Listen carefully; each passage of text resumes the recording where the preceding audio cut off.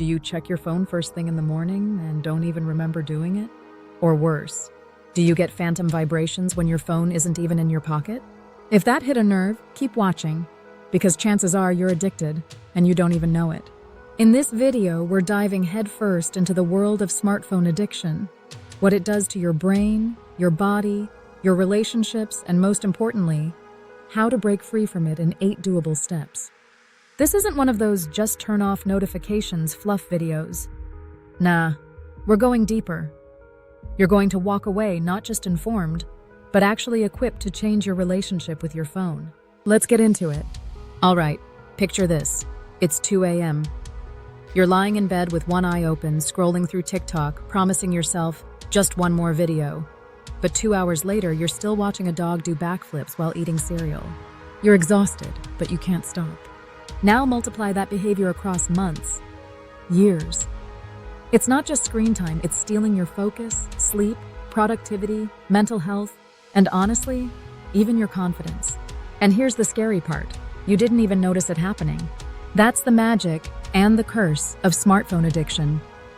It creeps in quietly, like a vampire in your pocket. A study from Harvard found that each time you get a notification, it triggers a dopamine hit. Just like a slot machine in Vegas. Ding. Someone liked your photo. Ding. You got a new message. Ding. Your DoorDash is almost here. Your brain starts associating your phone with rewards. It's a loop, a never-ending itch.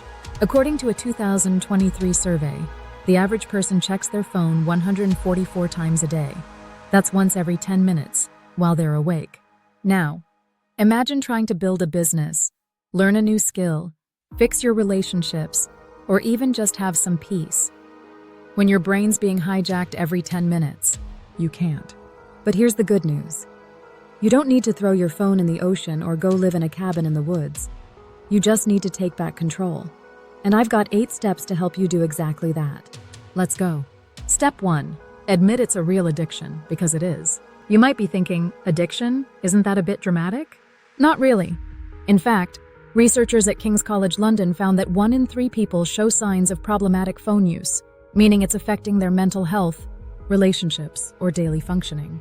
If you panic when your battery hits 5% or feel empty when you leave your phone at home, that's not just a habit, that's dependency. Just like with food or alcohol, change starts with honesty. You can't fix what you won't face. Step 2, track your usage. Because you can't change what you don't measure. Before you can break the habit, you need to know where it's actually showing up. Check your screen time or digital well-being stats. How many hours are you spending on social media? How many pickups? Which app sucks you in the most? This is like stepping on the scale before starting a diet. It might hurt, but it gives you a baseline. It's not about shame. It's about strategy. And let me warn you, most people severely underestimate their screen time. So prepare to be shocked. Step 3, make your phone boring. Yes, boring. You heard that right. Colorful app icons? Switch them to grayscale. Apps on your home screen? Move them to a folder buried on the last page. Social media apps? Log out. Or better yet, delete them temporarily. The less dopamine your phone offers, the less tempting it becomes. See, your brain loves novelty. But if your phone becomes visually bland and less convenient, your brain starts to crave it less. It's a sneaky but powerful hack. Step 4, create no phone zones. Your bed? Phone free. Dinner table? Phone free. Bathroom? Yeah, phone free too. You know who you are. Carve out sacred spaces in your day where your phone simply doesn't go. That way, your brain can breathe, and your relationships can actually deepen. Studies show that just having a phone visible on the table, even if it's face down, reduces the quality of conversations. So tuck it away. Out of sight, out of mind. Step 5, set tech boundaries like it's your job. Because honestly, in a way, it is. Your job is to protect your mind. Use app timers. Try focus mode. Or go old school and give your phone to someone else when you need to get stuff done. Set a phone bedtime like 9 p.m. and stick to it. Phones before bed mess with your melatonin and crush your sleep quality.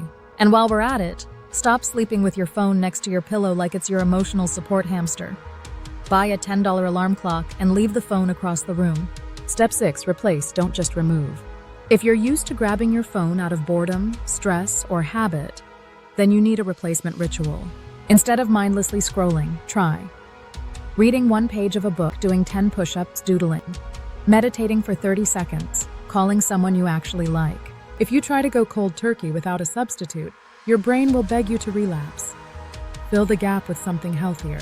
Even simple things like fidget cubes, stress balls, or journaling can help you rewire your brain. Step 7. Reconnect with the real world. Sounds cliche, but let me ask you something.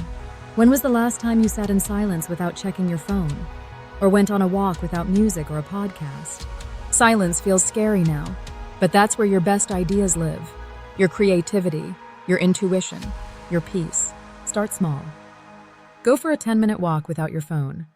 Make eye contact with a barista instead of scrolling while waiting. Talk to a friend face-to-face. Remember that? Every time you choose the real world over the virtual one, your brain heals a little. Step 8. Build a phone philosophy. I know that sounds weird, but hear me out. Ask yourself, what do I want my phone to do for me? Is it a tool, a distraction, a pacifier? What kind of life do you want to live? And is your phone helping or hurting that? Maybe you decide that your phone is a place for creation, not consumption. Maybe you say, I use social media to inspire, not escape. Define your rules. Set your own values. Create a phone-life balance on purpose, not by accident. Because here's the truth, your phone isn't evil. It's a tool. It's neutral. But like any tool, a knife, a car, even fire, it can either build your dream life or burn it to the ground. Now, let's address the problem most people hit. You'll start off strong. Day 1, you'll feel motivated. Day 2, still good. Day 3, oof. The cravings creep in. You'll say, just 5 minutes, and boom, you're down a YouTube rabbit hole watching conspiracy videos about pigeons being government drones. So what do? Make the decision once to change, and then build an environment that supports it. Don't rely on willpower, rely on design. Block apps. Use timers. Get accountability. Stack your phone habits with other good habits, like reading or exercising. And be kind to yourself. You're not weak. You're human. And your phone was literally engineered to be addictive. Here's the beautiful part. The more distance you get from your phone, the more your real life starts to feel better than the screen. You'll sleep better, think clearer, have more time, be more present, and feel more you. Because the version of you that isn't glued to a screen 6 hours a day, that version is dangerous. That version can build something amazing. So start today. 1 step, 1 hour less, 1 real conversation instead of a DM. You don't have to be perfect. You just have to start.